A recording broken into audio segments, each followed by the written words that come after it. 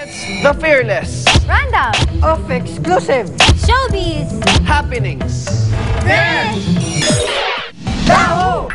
Subject, Mudra de Star. Dahuang mudra ng istariray na ito na ang demands ay ka-level dapat siya ng anakis niyang star.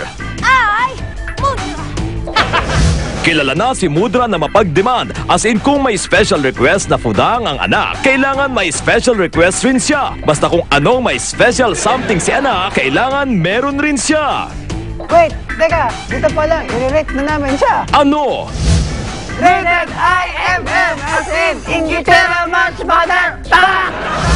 Pwede! Kasi nga naman, super bantay lang naman siya kay Anakis, with siya manager or anything. At dahil di naman na minor si Anakis, with na rin ito kailangan ng chaperon. So, wala lang. Sabit lang sa karir ni Star. Isa siyang +1 na pabigat at ang recent demand niya. Ano? May rocket out of the country si Star Anakis. As a benefit, nag-allow ang Purdue ng +1 sa biyahe na si Mudra na.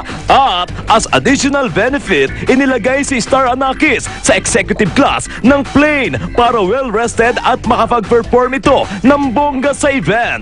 Nang manose line ni Mudra na executive class si Anakis at siya'y hindi, aba, warla! No optionary, no slide. Meaning to be informed, malaman, manosline, bow.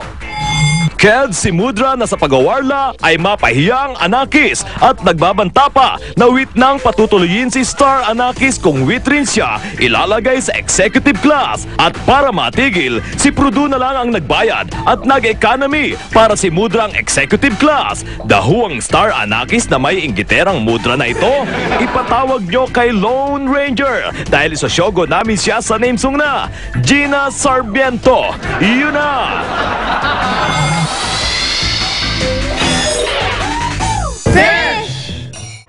Joshua Dionisio at Barbie Fortesa. Kabado sa pagbalik sa heavy drama ng Ikaw Lang Mamahalin. Fact check! Though sa heavy drama, una napansin sina Joshua at Barbie. Sa light teen show sila talaga pumatok. Parang napakalaking role bigla. Kasi from Twin Hearts, di ba? Parang napakagaan lang ng tapings.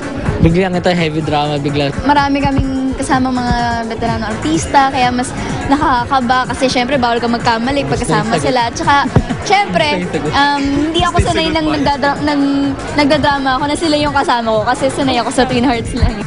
Same rin ang feeling ni Joyce. Galing ng Twin Hearts, twins, pa sweet, tapos biglang ito, dramahan, todo drama, tapos sila pa yung ka-eksena. Pero, tila mga baget ang kabado. Sina Era Madrigal at ang nagbabalik na si Tanya Garcia, may kaba rin. First time ko mag-afternoon soap for GMA, so exciting. Nga eh, sobrang kinakabahan ako.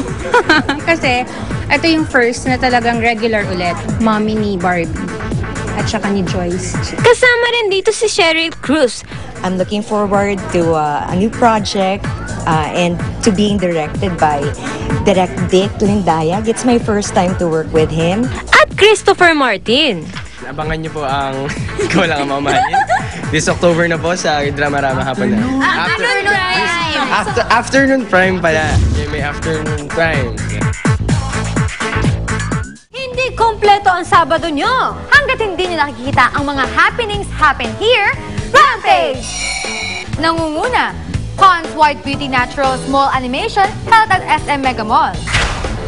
Second on the list, launching of Redhead's next 3 phases at Fort Bonifacio Taguig. Invited din tayo sa Avon Kiss Goodbye to Breast Cancer campaign media launch at Manila Peninsula Makati. Sabay segue for Olay Total Effects of Close at Mandarin Oriental Makati. Hindi rin natin mapapalampas as Philippine Star held as a mini press con for Martin Sillistrom's Biology Symposium at SMX Convention Center. At sa Smart Sea, Wear Your Choice event at Bonifacio Global City. At kagabi, rampa tayo sa PPL Entertainment Anniversary's launching of Biblio at the Fort. Next dyan, blessings and ribbon cutting of new manufacturing plant of Aficionado Germany and Joel Cruz Signature. Finally, silipin natin ang premiere night of indie film Marcy star Jeffrey Santos at UP Film Center. Rampage the end!